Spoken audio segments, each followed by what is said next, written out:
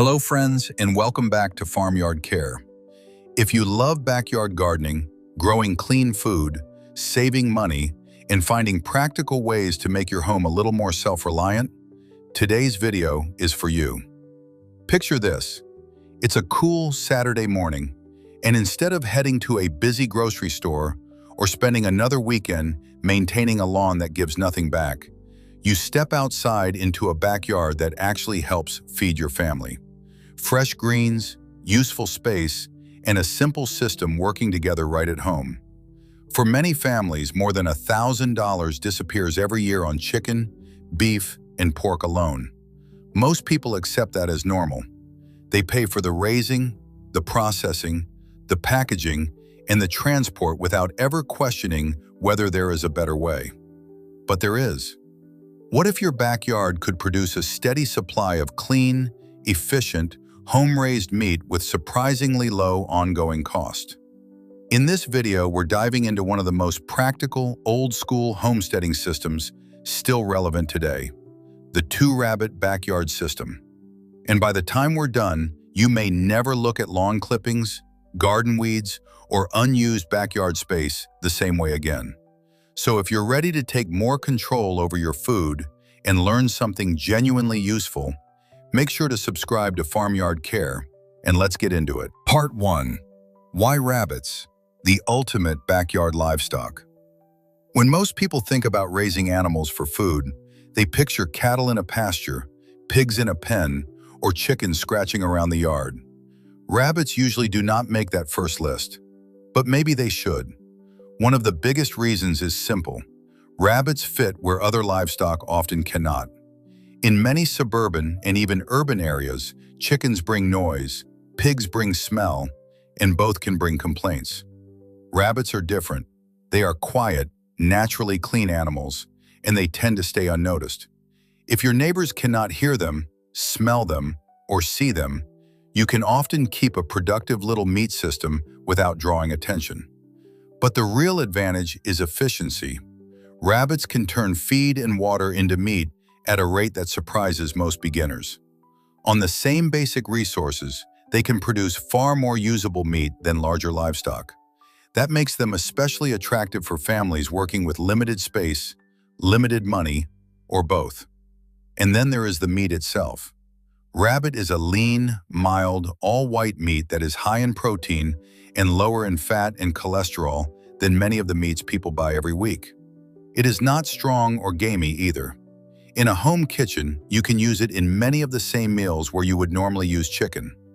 In a lot of ways, raising rabbits is not some new trend at all. It is actually a return to an older, proven way of feeding a household. People understood the value of rabbits thousands of years ago, and once you really look at the numbers, it is easy to see why. They are one of the most practical livestock choices a backyard grower can make. And once you understand that, the next question becomes obvious.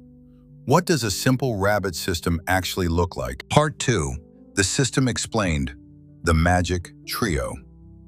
The beauty of the two-rabbit backyard system is that it sounds almost too simple to work, but that is exactly what makes it so powerful.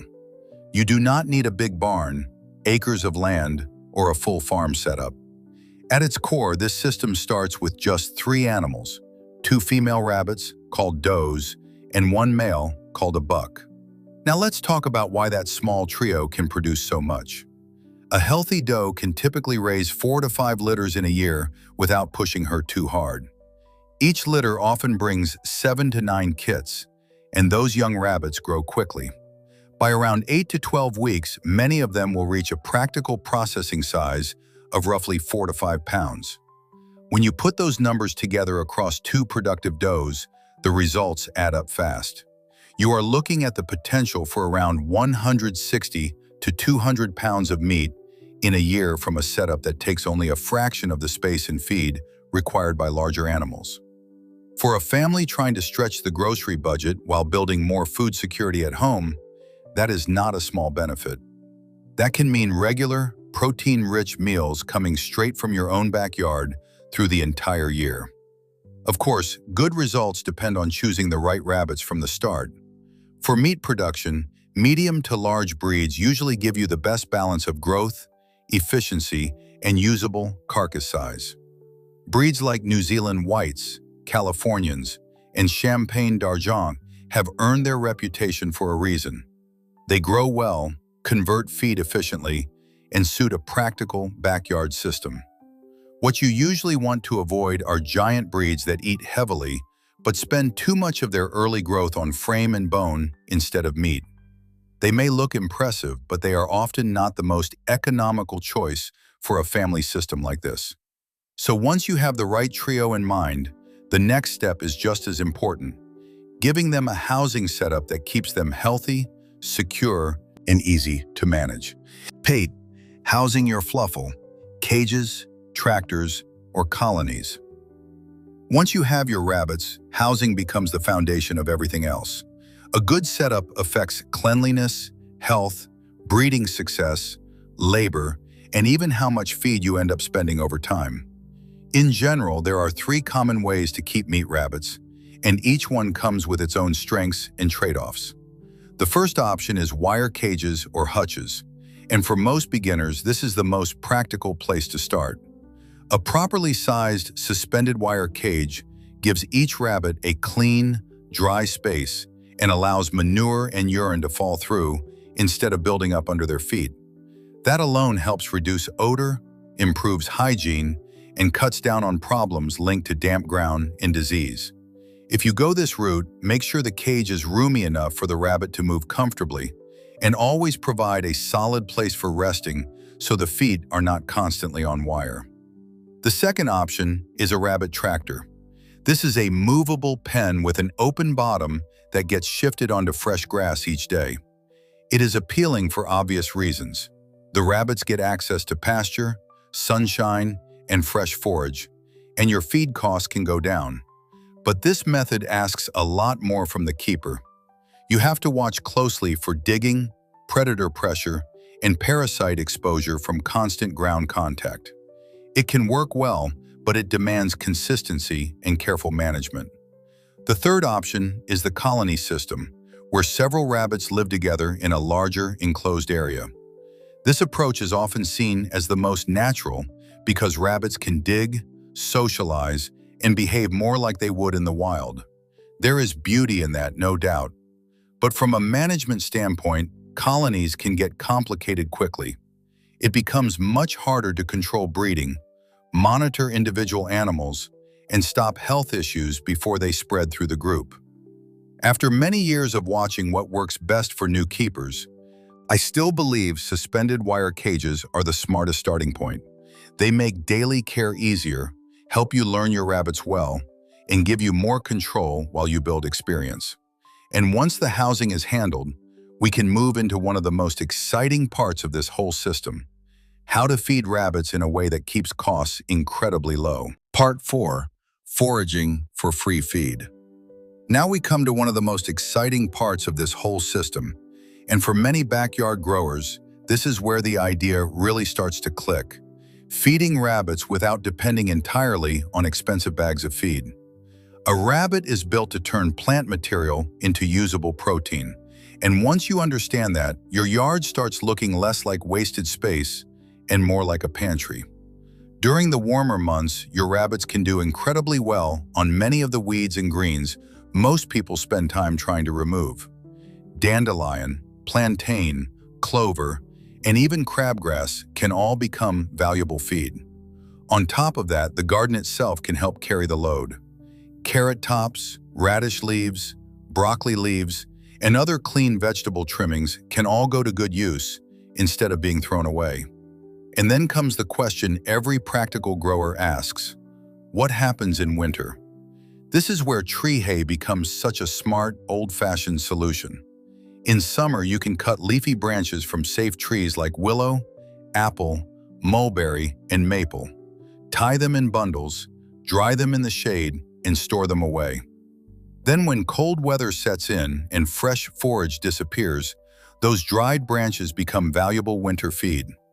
Rabbits will eat the leaves and even chew the bark, which also helps wear down their constantly growing teeth. But this is one area where you have to stay careful and observant. Not every plant belongs in a rabbit pen. Leaves from the nightshade family, including tomato and potato plants, should never be fed. Branches from stone fruit trees like peach or cherry are also best avoided. And just as important, any change in diet needs to happen gradually. Rabbits have delicate digestive systems, so fresh greens should always be introduced slowly and carefully. Once you learn how to feed rabbits from what your land already provides, the system becomes even more powerful.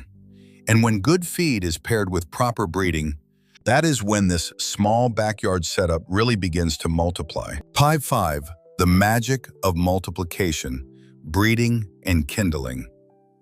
One reason rabbits have fed families for so many generations is their incredible ability to reproduce efficiently. Their breeding biology is different from many other farm animals. Rabbits are induced ovulators, which means they do not follow a fixed heat cycle in the usual way. Instead, mating itself triggers the release of eggs, which makes the process surprisingly dependable when the animals are healthy and managed well. When it is time to breed, there is one rule that saves a lot of trouble. Always take the doe to the buck, never the other way around. A female rabbit is often very territorial inside her own cage, and if you place the buck into her space, she may fight him instead of accepting him. In the buck's cage, things usually go much more smoothly, and the actual mating often happens very quickly. After that, the clock starts ticking. Rabbit gestation is almost always right around 31 days, so keeping track of dates matters. Around day 28, place a nest box in the doe's cage with clean straw or pine shavings. As kindling time approaches, she will begin pulling fur from her chest and belly to line the nest, creating a soft, insulated bed for the kits. When the babies arrive, they will be tiny, blind, and completely hairless, which can be startling if you have never seen a litter before. And one thing that worries beginners unnecessarily is not seeing the mother in the nest very often. That is normal. A doe does not sit on her babies all day like a hen. In nature, she stays away from the nest most of the time and returns only briefly, usually once or twice a day, to nurse. Once you understand that this behavior is natural, breeding rabbits becomes much less mysterious.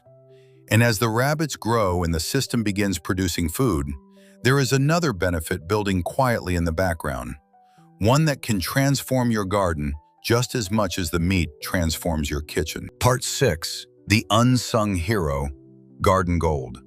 As valuable as the meat is, it is not the only thing your rabbits are producing.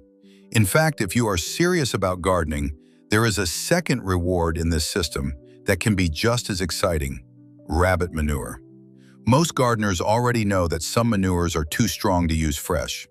Chicken manure and cow manure are often considered hot, which means they can burn plants if they are not composted properly first.